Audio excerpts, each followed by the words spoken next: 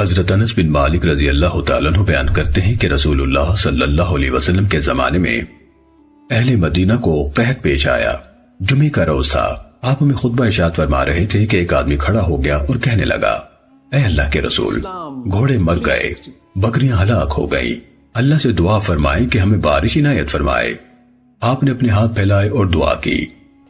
حضرت انس رضی اللہ تعالیٰ عنہ بیان کرتے ہیں کہ آسمان شیشے کی مانند صاف تھا، سو ہوا چلنے لگی اور بادل کا ایک ٹکڑا نمودار ہوا اور پھیلتا چلا گیا۔ پھر آسمان نے اپنا دہانہ کھول دیا۔ ہم جو نماز پڑھ کر نکلے تو پانی میں سے گزرتے ہوئے اپنے گھروں کو پہنچے۔ پھر بارش ہوتی رہی اور اگلے جمعے تک ہوتی رہی۔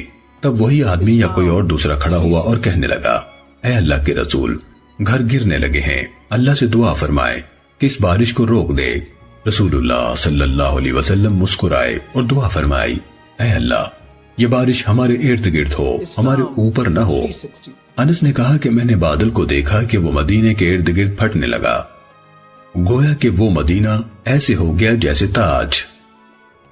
سننے ابو داود حدیث نمبر 1174۔